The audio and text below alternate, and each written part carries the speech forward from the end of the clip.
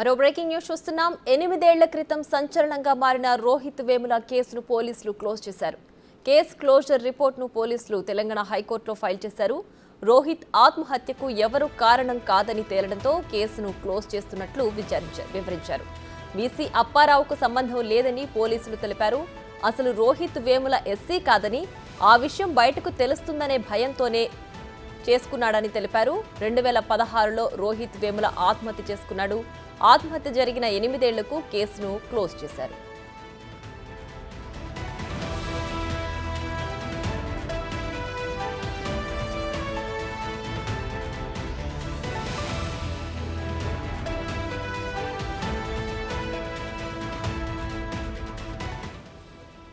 ఇదే అంశానికి సంబంధించి మరింత సమాచారం మా associate input editor Nagesh phone లైన్లో అందించడానికి సిద్ధంగా ఉన్నారు.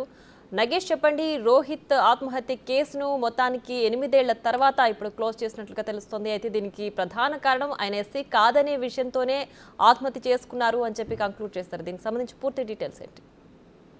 మాదాపూర్ పోలీసులు ఇదే విషయాన్ని హైకోర్టుకు తెలిపారు.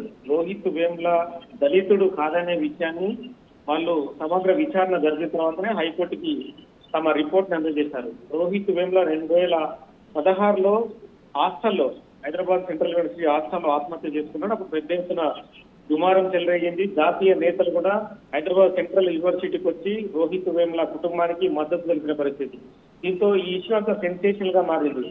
సెన్సేషనల్ గా మారిన తర్వాత పోలీసులు సమగ్ర విచారణ చేస్తామని చెప్పి అప్పుడే కోర్టుకు తెలిపారు. ఇదే క్రమంలో రోహిత్ వేముల ఆత్మహత్యపై అప్పుడు ఉన్న ప్రకారం, అప్పుడున్న టెన్షన్ ప్రకారం ఎస్సీ సెక్షన్లను జత చేసి అందులో రోహిత్ వేముల సంబంధించి 306 ఐపీసీ కింద కూడా అప్పుడు కేసు నమోదు చేశారు.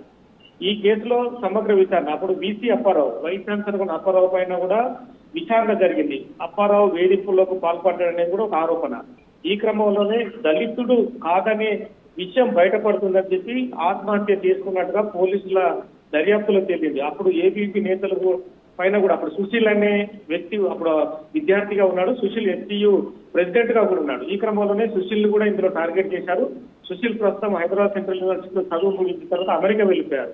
సో మొత్తానికైతే వివిధ రకాల కోణాల్లో, అంటే పోలీసులు అక్కడ ఉన్న ఏబీపీ విద్యార్థులను కావచ్చు, సామాన్య విద్యార్థుల్ని, అలాగే వీసీ అప్పారావుని, మిగతా అన్ని కోణాల్లో రోహిత్ వేముల తల్లిని, వాళ్ళ తమ్ముడిని అన్ని కోణాల్లో విచారించిన తర్వాతనే అతను ఎస్టీ కాదని చెప్పి కోర్టుకు రిపోర్ట్ ఇస్తూ ఈ కేసుని క్లోజ్ చేస్తున్నట్టుగా హైకోర్టుకు తెలిపిన పరిస్థితి. Right Nagesh, thanks for the updates.